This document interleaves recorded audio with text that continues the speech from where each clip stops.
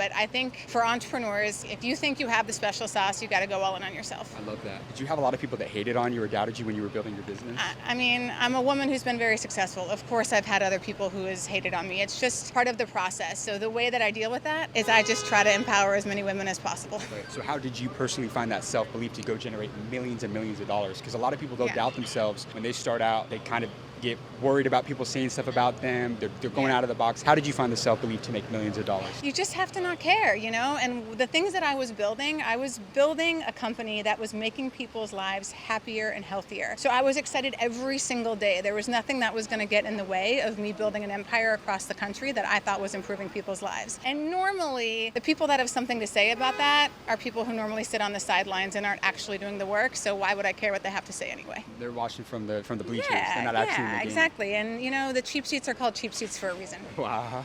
I love that. That's game right there. Are you a reader by any chance? Yes. How many books have you read? Over my lifetime? Oh my gosh. I don't know if I can even do that math. A lot. What was the number one book that changed your life? Oh my gosh. The number one book that I read every few years is what I've already mentioned, and it's How to Win Friends and Influence People by Dale Carnegie. It is simple, it is effective, and it's one of the reasons we started using names at Solid Core. So if you've ever been to a Solid Core class, you hear your name over and over again. Why? Because your name is the most important word to you in any language. So I wanted to make sure that you felt seen, at home, respected, and it makes you want to come back into an environment that you feel that way. What's the deepest life quote that you've ever heard? Easy choices, hard life. Hard choices, easy life. Listen, I think a lot of people think after selling Solid Core, I'm gallivanting around and doing whatever. I am up pretty much every day by 5:30, 6 a.m. I am at the gym 6 days a week. I play beach volleyball for 2 to 3 hours, 5 days a week. I cook my own food. You know, I'm as disciplined as they come because I want to be as healthy and as active for as long as possible. And if I make decisions that aren't in support of that, I'm going to have a difficult time in my 50s, 60s, and 70s. So I choose to make the hard decision now to continue to make sure my life stays as easy and comfortable as possible. It reminds me of this saying, the road to heaven often feels like hell, and the road to hell often feels like heaven. Yeah, you know, and like make decisions today that make you proud of yourself today and make you proud of yourself tomorrow. So like if you're going to go out drinking all day today, you might feel fun and good in the moment, but guess what happens the next day? You feel like shit, you have low energy. I just don't put myself in those situations. Right. So was it all worth it? Was the sacrifice to build a $100 million company, was it all worth it? Oh my, I didn't feel like I sacrificed anything. I loved every part of it.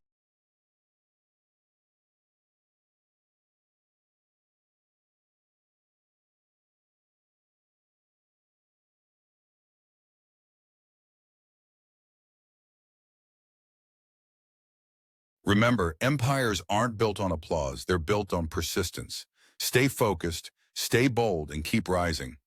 Like, share, and subscribe to AQ Inspired for more real-world motivation.